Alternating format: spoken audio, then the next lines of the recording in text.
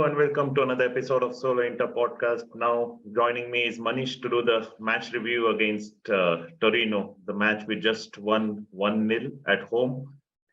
Disappointing performance, if you ask me. There was no drive, no intensity.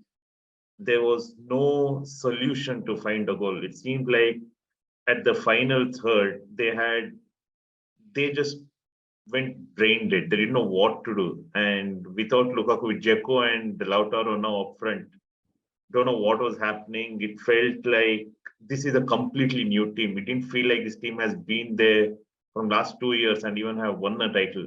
It's the same old story again, like complacency. But today it wasn't even being complacent. It was about having zero intensity and zero desire to take the match to Torino. I mean, especially after the loss to Bayern, you would think that the team would come out energized and want to show the fans that they are up for a fight and they're not just going through the motions. But again, as usual, it just feels so bad to watch, especially with the crowd chanting all throughout. The crowd is like rapturous, but still there is no response from the players.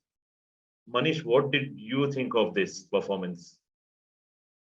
Yeah, no, like you said, you summed it up rightly, because a lot of players seem lost again. And we all expected reaction because I think out of the last four matches, three defeats. I think the first time in a very long time we are going through this phase and we expected reaction, but nothing. The first half, I think Torino had, although Torino had one very good shot, well, we had zero shots on target, I believe, in Yeah. the first half. And we thought at least, okay, the first half went bad. At least the second half, players will come up firing. But no, surprisingly, Torino was taking charge. I think the first 5 or 6 minutes, Torino was going shot after shot. And what part is scary, Gautam, is last match, okay, although we lost the match, I think Onana had one of the best man of the match performance. In this match, again, Handanovic being, I would say, one of the man of the match performances. So something's not right when the keepers be the man of the match. It's normally for the opposing team, the smaller sides. When keepers become the man of the match, we understand. But for an Inter, it's something's really wrong at the club, yeah. And I think the momentum changed once the Sanabria got sent off, and then after that, the referee changed the decision, gave him yellow card. But that's when the momentum changed. But until all then, it was full Torino. And hats off to Handanovic for the stops, yeah, because credit is due when required. I mean, do you think like now Handanovic knows he has competitions with Onana? He knows that he won't be starting all the matches. He has a keeper on the bench who can take, who actually, realistically speaking, should be the starter. If it just wasn't for seniority of Handanovic, Onana would be the starter. Do you think that has given him a second wind to like perform better, or do you think like the shots were easier for him this time and shots from outside the box he would still be a statue? No, Gautam, what you said, that's really true because, when players have competition, healthy competition, that's really required for a team, because, players, they know if they're not performing well, they'll be on the bench. Until all these years, I would say, best part of the last decade, I think Handanovic had absolutely no competition. So he knew no matter what, even though he breaks his arm, he'll come in plaster and he'll come and be a keeper. So, but right now, Onana is coming and the crowd is pressing on Onana. So yes, Handanovic had to do something different. And first time, I think Torino had total 9 shots on goal, which of the 7 of them on target, and all were good saves. I would say a couple of deflections here and there. Okay, for Handanovic standards, these were actually good saves. Yeah, for with any other keeper, I would say okay, not bad, but Handanovic doing the save, that itself is a miracle. So yes, this competition is very required. It's very important for each and every position. Now the same thing we had in De Vrij's situation because we know De Vrij has no backup substitute in his place. Yeah. So, the complacency comes up. I mean, for me, like, I don't know whether to blame Inzaghi or our market for this kind of gameplay. Yes, the attitude is poor, and Inzaghi should be the one to address it. But his hands are also tied. The transfer window wasn't that great, and the players, yeah, we haven't strengthened actually from last season. And if you see the performance, the one thing that worries me is because this season is going to be intense. The matches come thick and fast. And if this is the intensity we are showing at home against a team like Torino, I mean, Torino aren't bad, but you should be scoring like easy 2, 3 goals against them and at least be comfortable, not struggle against teams like this. Yes, I understand like You grinding victories is important to win the title, but grinding like this with zero intensity is not the way to go about it. And I don't know if it is Inzaghi's fault or if his hands are tied. Like he wanted a better window, he wanted to strengthen the squad. Now he's limited with the squad. Also, does it feel like the team doesn't want to over stress themselves because the matches come thick and fast, and they are like taking being too lethargic for now? Do you think that mentality needs to change, or do you think what's happening now is fine as long as we win matches? Oh, actually, like I think the news came out just a few days back that Inter is technically on the market with Mm. that scenario also. Like you saw last year with Chelsea, the same situation happened where the owners are forced to sell the club, and that created a lot of unrest because Inter again, like things are not happening on the pitch and off the pitch also. Like a lot of issues are happening. So yes, this all small things. It makes a very big difference. And you're talking about the mentality of players. Actually, the transfer market, which I got, and yes, we haven't signed any players, but same time we haven't lost any of the star guys. We Mm. haven't lost. Okay, we lost Perisic on a contract renewal issue, but other than that, we never lost our main core. The back three still remains. The front two we intend strengthen with Lukaku. So Yeah. pretty much our squad is intact. So it's all about the mentality. It's not about the transfer market. And players like Gusens, Belanova, you saw the freshness like Belanova brought in because although he didn't do anything much, but when he and Mkhitaryan came on, you could see that freshness, that drive. That's why Inzaghi has to do substitutions a bit early. But yeah, and like I said, Gautam, it's not just it's the mentality for the players as well as the coaches. And this win, it's like a monumental result, because the players, the coaches, the staff, everybody needed this win. It was much needed win. Yeah, and also one other thing is like Onana is not starting. We know Onana might start all Champions League games and Cup games probably. I think league is given to Handanovic. And like you said, there's Belanova, there's Mkhitaryan, and so they are not starting, even though they need to be given a chance. It's like your actual starting 11 is almost the same every game. That breeds complacency as well, because if Brozovic knows if he has a bad game, he won't, or not one bad game, if has a string of bad games, he won't be dropped. Because for some reason, Inzaghi sticks to the same starting level, regardless of form. Yes, we understand like form is the temporary, class is permanent, the age old dialogue stuff. But now, since you have depth in such places, at least you have one other person who can start. It's not a compromise. It's not like Gagliardini is starting. I mean, you can have Villanova starting. So is this kind of a thing which you can put on Inzaghi then, that he has made sure like the starting 11 can feel comfortable knowing that they won't be benched? Yeah, like we saw, Inzaghi again is a bit stubborn coach, and he does his late substitutions, and we crying and praying like Gusens come on early, and he brought him like at 5 minutes before the end of time.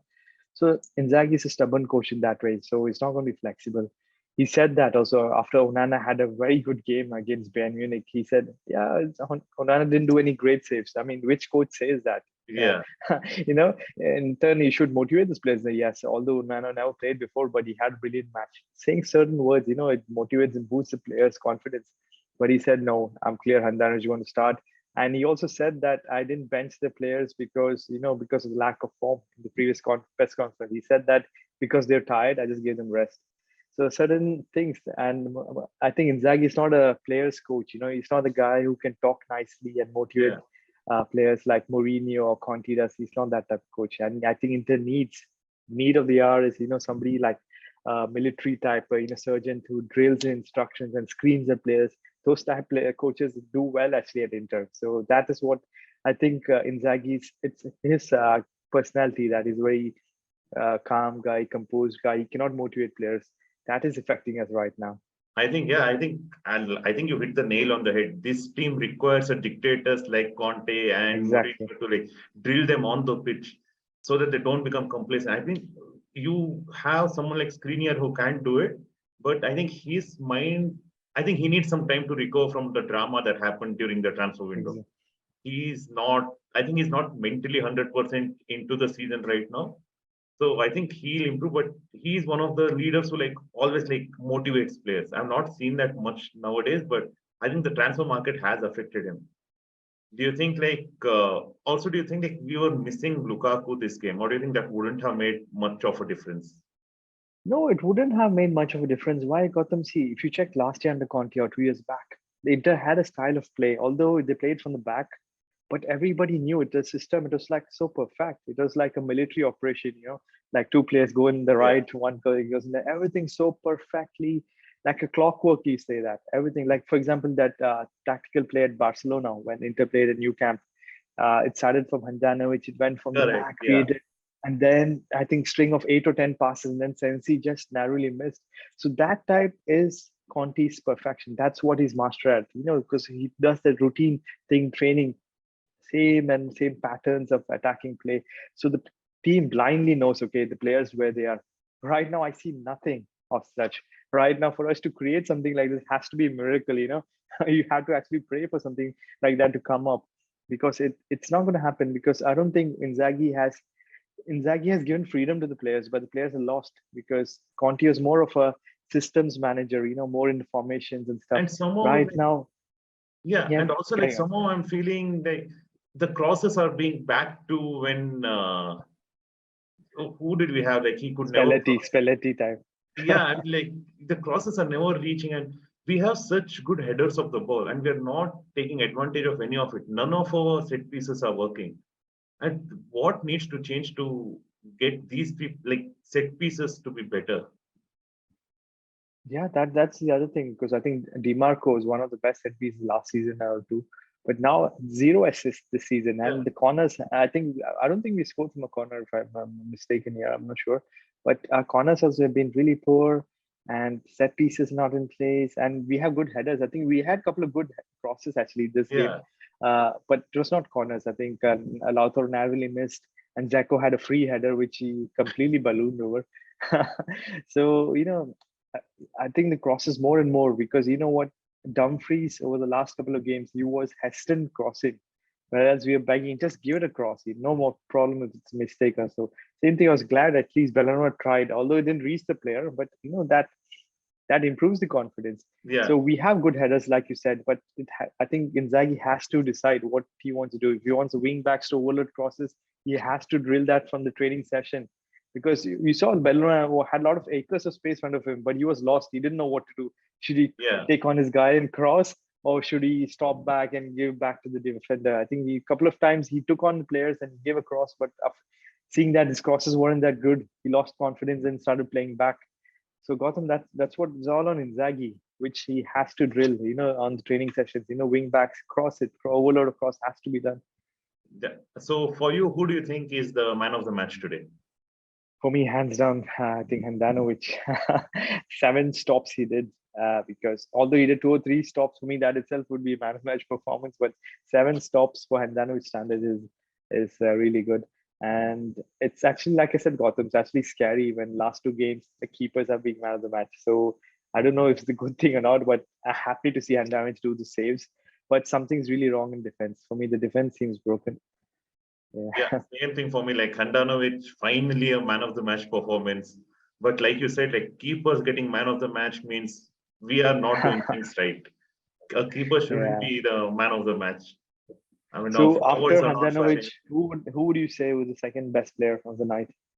I would give it to Lautaro because I think like he has been he has improved so much from last season. He's a fighter now. He doesn't go down easy. Yes, at the 94th minute he went down for a challenge, but that every player would do to waste time. But apart from that, he has changed so much wherein like he will fight with the defender. He will outmuscle the defender and he will go front. And especially now with Lukaku, once Lukaku is back, you have two players who won't go down easy, who will bully the defenders. That's what we Right. need. So No, yeah, for me, Lautaro would be the second best performer today. perfect. It's the same choice for me as Lautaro was. It's a very close call between Lautaro and Handanovic. Things that we never gave Handanovic enough credit over the last couple of seasons. So, so that's why I would say Handanovic pips the award for man of the match. Second goes Lautaro, yes. And Yeah, also, I think decent performances from Darmian. He did a workout shift. He played on yeah, the left flank, then he came on the right flank. Again, he went to the left flank. He did his duty. Nothing great, but from the wing backs, he was quite impressive. Yeah, the only problem I see is like in the final third, they run out of ideas. For some reason, it's like they haven't trained these situations before. You take control of the midfield. So many times you see the runs happening, and then the players aren't in the right position, or like you said, the player with the ball freezes and he doesn't know what to do. It should like with Conte, it was drilled. You can close your eyes and you can do That's what the drills. in Yeah, blind passes you can do that. yeah, So you know what funny comparison I'm thinking of with this Simeone in like last couple of matches. It's like a boxing match, you know, like the first I think 4 rounds where you just hold on, you defend, and the last 20 minutes when opposition is out of gas or when the boxer is completely you attack. So I think same thing in Milan Derby, and now with this game is like I think the other team was closing us down for the first. We could do nothing, but you could see Torino was so exhausted over the last 15 or 20 odd minutes where Inter was then taking initiative. I think, I don't know, it's maybe a Rocky Balboa strategy by Simone Inzaghi. Like, just hold your horses. Last, when they're exhausted, when they're tired, that's where you attack. That's why last 20 minutes, you know, we had a lot of chances, but the whole game was absolutely nothing before that.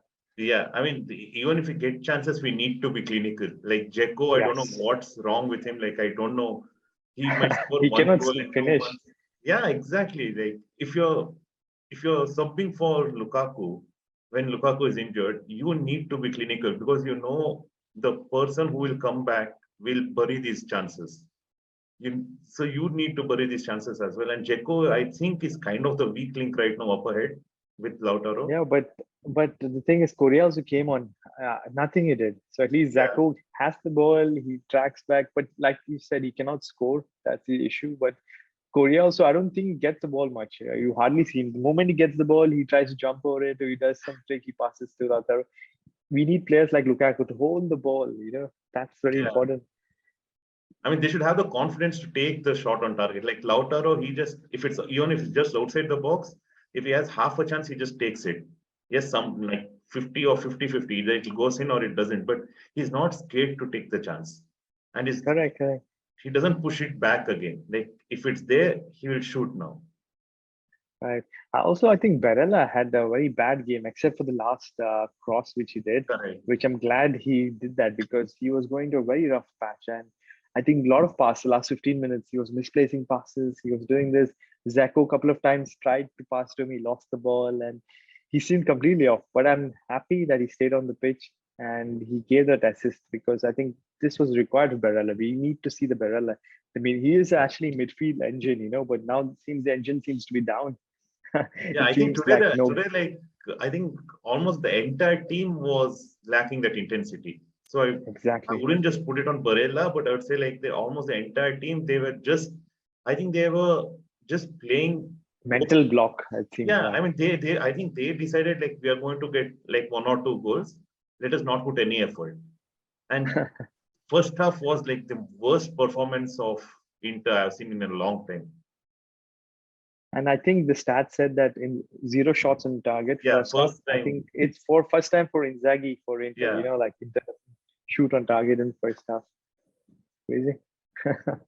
So now off to the next match. What do you expect? Do you expect the intensity to increase the next time, or it takes? No, You think Inzaghi can't drill this team to be more intense?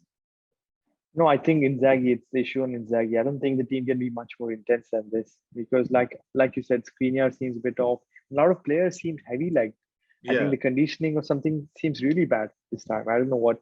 Okay, I know the season started early, hmm, but it's not just for us. Everyone is playing early, right? It's not just Inter correct. playing early. So the conditioning of the players in the preseason, from the preseason matches, I was telling in the last video also, the conditioning seems very poor this season. If a guy like Pintus was there, obviously Yeah, everyone would be nice in condition, but we don't have that.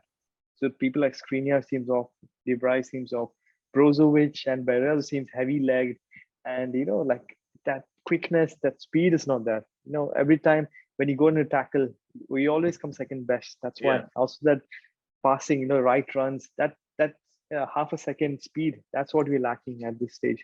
So I think something has to come change drastically for that to happen. I don't think miraculously from the next game, Champions League, that everything clicks into its place. I don't think that's going to happen.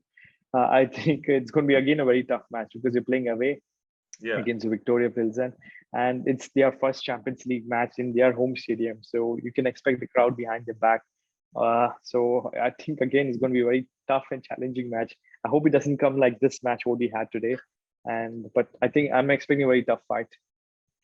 Yeah. So there you have it, folks. That was our review of a match win against Torino. What do you think? Do you think there's something wrong with the defense that Handanovic had to make saves and luckily made saves and now came up with a man of the match performance?